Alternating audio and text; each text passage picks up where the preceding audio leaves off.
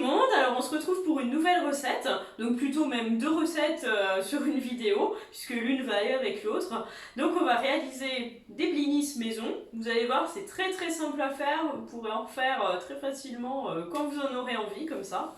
En plus, version assez légère, hein, bien sûr, comme d'habitude, donc faudra pas hésiter à les refaire, à les accompagner différemment. Et donc là aujourd'hui on va les accompagner avec une mousse de thon. Alors c'est pareil, la mousse de thon c'est hyper simple et vous verrez que vous n'aurez plus besoin d'acheter les mousses de thon toutes prêtes industrielles et que c'est bien meilleur même de le faire maison. Donc tout ça, des choses hyper rapides à faire, vous allez voir. On va commencer par faire la pâte à blinis. Donc pour la pâte, on a besoin de farine, un yaourt nature, un œuf, et un petit peu de levure chimique et un petit peu de sel quand même pour donner du goût. Je vous présente quand même les ingrédients pour la mousse de thon pendant qu'on y est. Donc bien sûr, on a besoin d'une boîte de thon au naturel. Un petit peu de crème. Alors moi j'ai pris crème de soja, vous pouvez prendre de la crème légère sinon ça marche aussi. Hein. De la moutarde pour donner du goût. Et un petit peu de poivre. Et du jus de citron. J'en ai pas parlé, le jus de citron, voilà, très important. Donc ça on verra après, on va se concentrer sur nos petits blinis déjà. Donc là on va faire une recette, ça fait à peu près pour 2 personnes, hein, ou alors pour un apéro, si c'est voilà, grignoter comme ça, c'est vraiment pour un plat, ça fait 2 portions, ça va vous faire à peu près 8 blinis, donc 4 chacun. Et vous allez voir que c'est très très rapide à faire. Alors on va déjà verser notre yaourt. Matériel tout simple, hein, on a juste besoin d'un saladier. Ensuite, on va rajouter un œuf.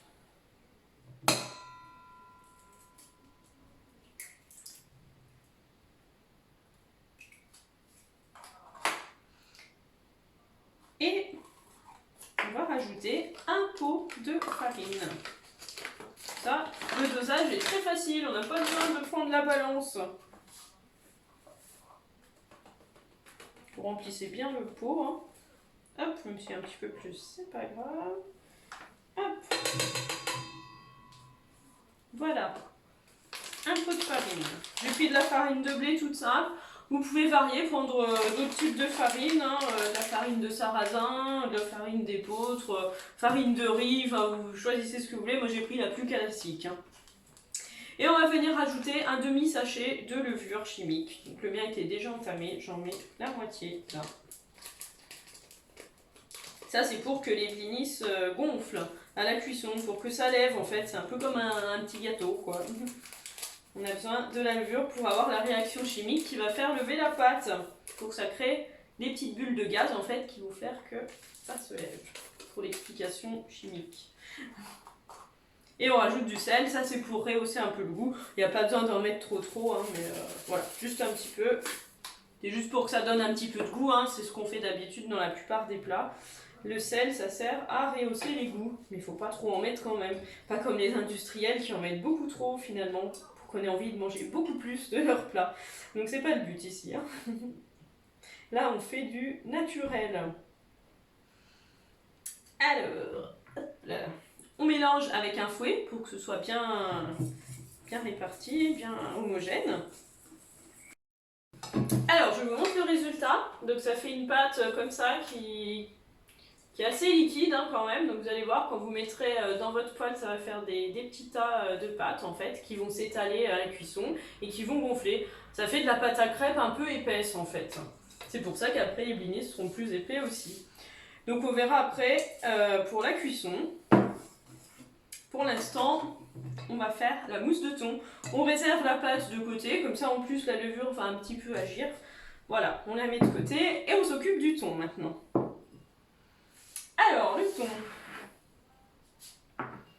Donc, on va venir déjà récupérer le thon qui est dans la boîte. Sans en mettre partout, bien sûr. Voilà.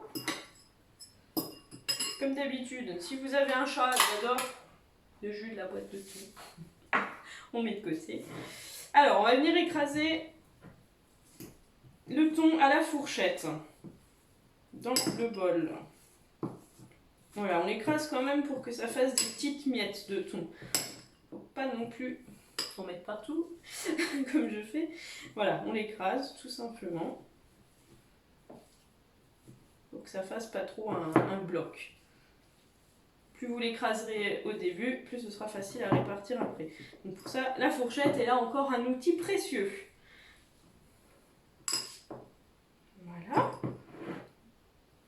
Maintenant, on va venir mettre déjà la crème. Alors on va mettre une cuillère à soupe de crème.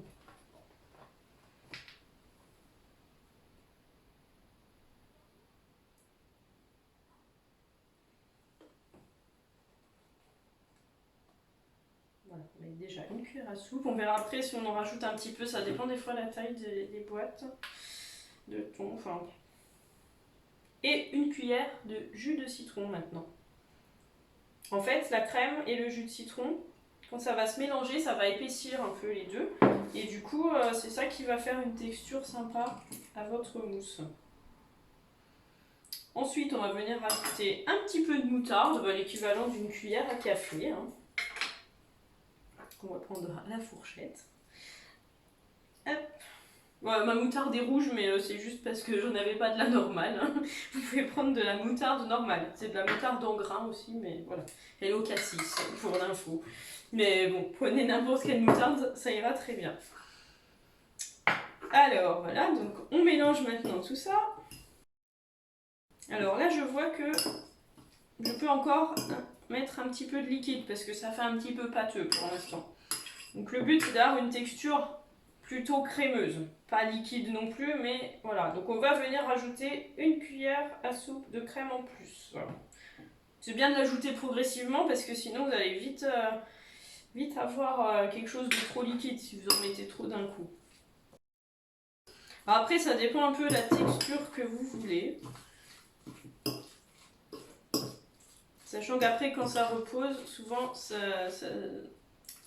prend un petit peu le jus encore, donc ça fait un peu moins liquide. Bon, alors là, voilà, j'ai une texture comme ça, je vous montre.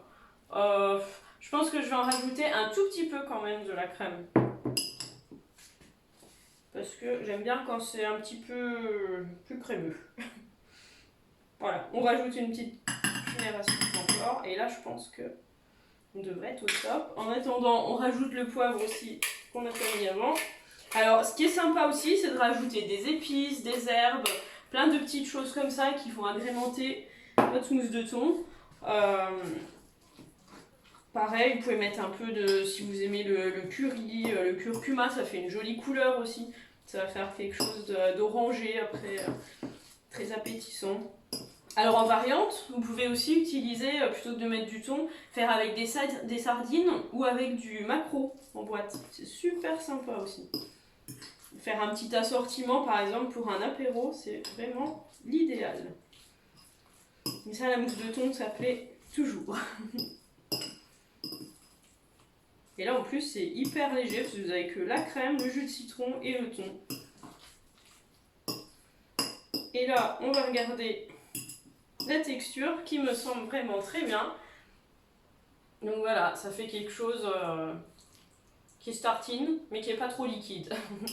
Donc en repère, voilà, on aura mis une cuillère à soupe de jus de citron, 3 cuillères à soupe de crème. Après, bah, vous adaptez un petit peu en fonction de ce que vous voulez faire. Mais là, je pense qu'on est pas mal au niveau du dosage. Donc ça, bah, on va le mettre au frigo hein, pour le manger avec les blinis quand on les aura fait cuire. Donc on va passer côté cuisine et on va faire cuire les petits blinis. Vous allez voir, c'est très rapide. A tout de suite. Alors ça y est, j'ai mis la plaque à chauffer. Maintenant, on va venir mettre un peu d'huile au fond de la poêle. Donc j'ai pris un wok hein, parce que c'est ma poêle qui va le mieux pour faire un peu tout. Je fais tout avec mon wok. C'est très pratique. Donc on va venir mettre un petit peu d'huile pour graisser le fond du wok. Normalement, il adhère pas trop.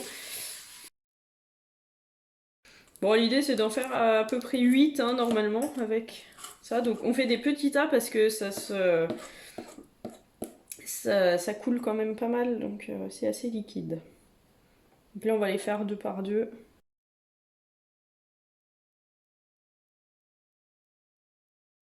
Alors voilà, on a fait cuire nos blinis. Bon, moi je les ai fait quand même assez gros, hein. Vous pouvez en faire des vraiment plus petits si c'est pour l'apéro à tartiner. Moi je les ai fait plus en style, voilà, ça va être quelque chose qui va faire vraiment plat principal qu'on va accompagner d'une salade. Donc après, bah voilà, il suffit de tartiner nos petits blinis avec la mousse de thon. Ça, voilà, un deuxième. Et puis là, bah, vous pouvez mettre votre petite salade composée par exemple. Ou voilà, là j'en mets un troisième pour faire un peu apéro dînatoire. Donc ça fait quelque chose de quand même très très léger, hein. Donc on reste dans le diététique, hein. On a les protéines avec le thon et, bah, le féculent avec la farine. Donc il nous manque juste un petit peu de salade, un petit peu de crudité pour que ça nous fasse quelque chose de totalement équilibré. Les blinis, si vous voulez les faire à l'avance et puis les réchauffer, vous pouvez les mettre 15 secondes au micro-ondes, ça marche bien. Comme ça, ils seront un petit peu tièdes et c'est quand même un peu meilleur. Sinon, bah, vous les conservez au frigo. Vous pouvez doubler, tripler la recette si vous voulez en avoir un petit peu d'avance, hein. Vous pouvez conserver ça 2-3 jours facilement. Donc voilà, bah, je vous laisse essayer et puis varier les garnitures, hein. Après, vous pouvez mettre plein d'autres choses dessus, hein. On peut mettre des petites crudités, on peut mettre du saumon fumé, ce que vous voulez. Je vous laisse le choix. Après, la base est la même. Pareil, la mousse de thon, bah, on peut aussi l'accompagner avec d'autres choses, hein, même avec un bon pain complet ou avec des petites choses à tremper, des crudités à tremper dedans par exemple. Voilà, ça donne des idées un peu d'apéro plus sains que les chips et les cacahuètes par exemple.